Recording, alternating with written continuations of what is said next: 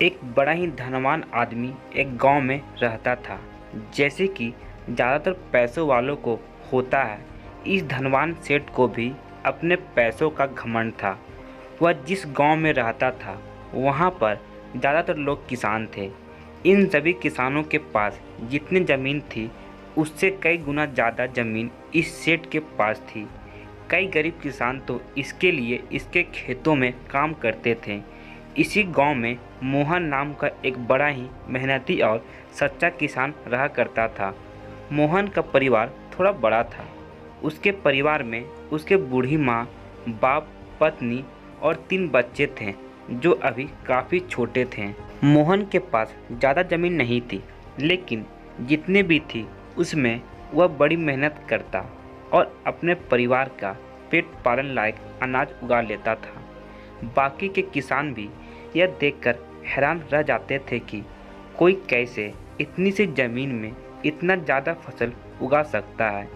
एक वर्ष उस गांव में काफ़ी ज़्यादा बारिश हुई, जिसके चलते कई किसानों की फसलें बर्बाद हो गई, जिसमें से एक मोहन भी था।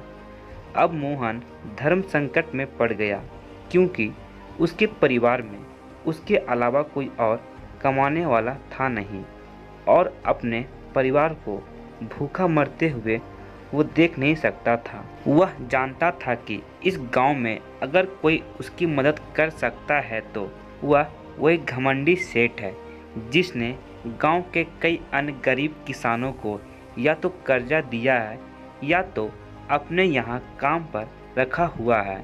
हाथ पर हाथ धरे बैठे रहने के बजाय उसने इस सेठ के पास जाने का फैसला किया और एक दिन उसके पास पहुंच गया।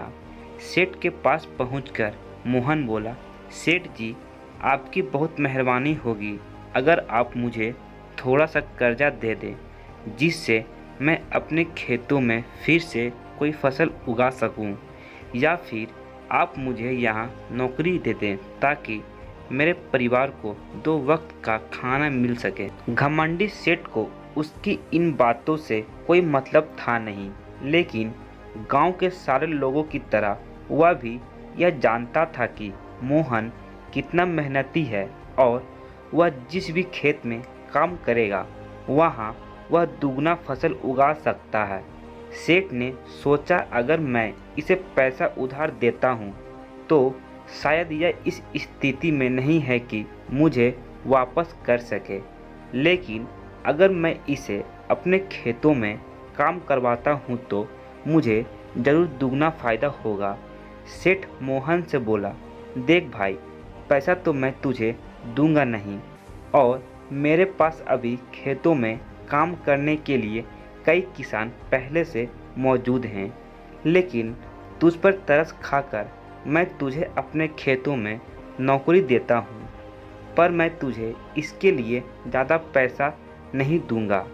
बाकी किसानों को मैं 300 देता हूँ, मैं तुझे 200 ही दे पाऊँगा। मोहन ने सेठ की शर्त मान ली और उसी दिन से सेठ के खेतों में काम करना शुरू कर दिया। 2 महीनों तक लगातार वो सेठ के खेतों में जाकर कड़ी मेहनत करता और देखते ही देखते 4 महीने का काम उसने अपनी मेहनत से 2 महीनों में ही ख़त्म कर दिया। सेठ उसके काम से काफ़ी खुश था। जब सेठ ने देखा कि उसका खेतों का काम अब ख़त्म हो चुका है, अगर वह मोहन को काम से निकाल देता है तो उसके 2 महीनों के पैसे बच जाएंगे। तब सेठ ने मोहन को काम से निकालने का फैसला किया। एक बार सेठ को ये विचार भी आया कि इतना मेहनती आदमी शायद उसे दोबारा ना मिले, लेकिन फिर उसने सोचा कि जब अगले साल काम आएगा तब उसे फिर से नौकरी पर रख लूँगा। आखिर इस गांव में उसके अलावा है ही कौन जिसके आगे ये लोग अपने हाथ फैलाएंगे। एक दिन सेठ ने मोहन को अपने पास बुलाकर उसको उस दिन का पैसा दिया और साथ में यह भी कहा कि कल से तुमको काम पर आने की ज़रूरत नहीं है। अब मेरे पास तुम्हारे लिए कोई काम नहीं बचा है। जब मेरे पास काम आएगा तो मैं तुम्हें बुला लूँगा। यह सुनकर मोहन का दिल बैठ गया। पिछले 2 महीनों से कम ही सही उसके बच्चों और परिवार के पेट में अन्न का दाना जा तो रहा था, अब वह क्या करेगा? यही सोचकर उसकी आंखों से आंसू निकल आए। मोहन ने सेठ के पैर पकड़ लिया और कहने लगा, सेठ जी, मुझे इस काम की बहुत ज़रूरत है, मुझे मत निकालिए। अपने मतलब से मतलब रखने वाला सेठ टस से मस नहीं हुआ। उसने खरी खोटी सुनाकर मोहन को वहां से चलता कर दिया और मन ही मन 2 महीनों की तनख्वाह बचने से खुश होने लगा। अगले दिन जब सेठ सवेरे उठा और अपने आंगन में आया तो उसने देखा कि मोहन उसके आंगन में बैठा है। सेठ ने उसको पास बुलाकर पूछा कि क्या हुआ, तुम क्यों यहाँ पर बैठे हो? मोहन बोला, सेठ जी, मुझे वापस काम पर रख लीजिए। आप जानते ही हैं मेरे आर्थिक परिस्थिति कैसी है, थोड़ी दया कीजिए। लेकिन सेठ ने उसकी एक नहीं सुनी और फिर एक बार उसे बुरा भला कहकर वहाँ से जाने के लिए कहा। बेचारा मोहन अपना सिर नीचे झुका के वहाँ से चला गया। अगले दिन फिर यही घटना दोहराई गई। मोहन फिर से सेठ के आंगन में बैठा था। सेठ ने फिर उसको वहाँ से जाने के लिए कहा। यही घटना अगले कई दिनों तक चलती रही। अब तो मोहन सेठ के हकालने पर भी वहाँ से नहीं जाता था और वहीं पर बैठा रहता था। एक बार सेठ ने उससे पूछ लिया, तुम कैसे आदमी हो? मैं तुम्हारा इतना अपमान करता हूँ लेकिन तुम्हें कोई फर्क ही नहीं पड़ता। तब मोहन ने सेठ से कहा, बुरा तो बहुत लगता है सेठ जी, लेकिन जब घर जाता हूँ और भूख से बिलखते अपने माँ बाप और बच्चों को देखता हूँ तब यह अपमान मुझे कुछ भी नहीं लगता। इतना सब कुछ हो जाने के बाद भी सेठ का दिल जैसे पत्थर का बना हुआ था। उसने मोहन को अभी तक काम पर नहीं रखा और ना ही उसका ऐसा करने का कोई इरादा था। एक दिन सेठ ने सोचा कि कुछ दिनों के लिए किसी और गांव चला जाता हूं ताकि मोहन से पीछा छुड़ा सकूं। अगले दिन मोहन के आने से पहले ही सेठ ने अपने परिवार को लेकर अपने किसी संबंधी के यहाँ चला गया और वहाँ पर 10 दिनों तक रहने के बाद फिर अपने गांव अपने घर वापस लौटा। घर आते ही सेठ ने आसपास हर जगह नज़र दौड़ाई तो देखा कि वहाँ पर अब मोहन नहीं था। सेठ ने सोचा, मेरी तरकीब काम कर गई, लगता है मोहन से अब पीछा छूट गया। हालांकि अब सेठ के द्वार पर मोहन नहीं बैठा था, लेकिन मोहन का विचार अभी भी सेठ के मन में घर बनाकर बैठा था।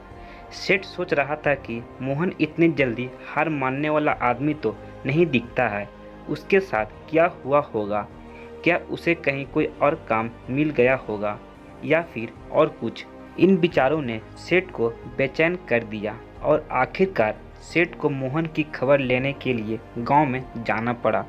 सेठ को मोहन का पता नहीं मालूम था, इसलिए अड़ोस पड़ोस के दूसरे किसानों से पूछने पर पता चला कि मोहन घायल हो चुका है और अपने घर पर आराम कर रहा है।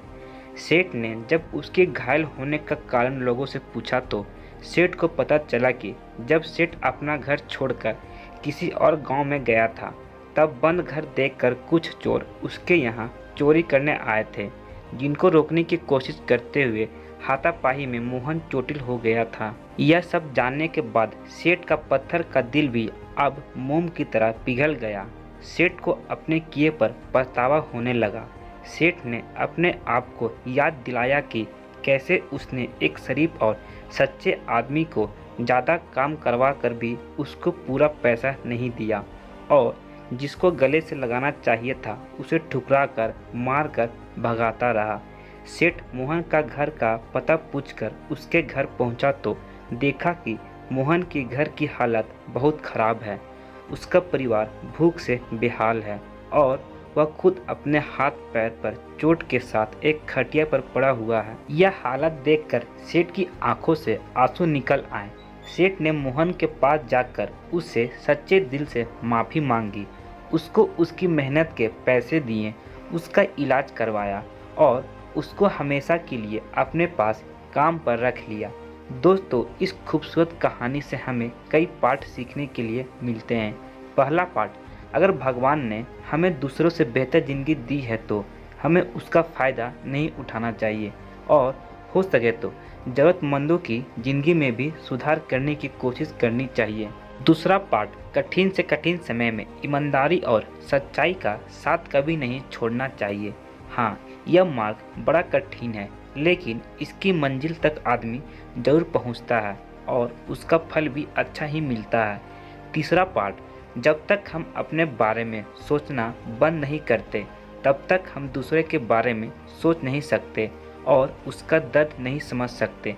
किसी ने खूब कहा है, खुद के लिए जियो तो क्या जियो, दूसरों के लिए जीना ही जिंदगी है। तो दोस्तों, ये कहानी कैसा लगा कमेंट सेक्शन में ज़रूर बताना और ऐसे कहानी सुनने के लिए इस चैनल को सब्सक्राइब कर दें और वीडियो को शेयर करें।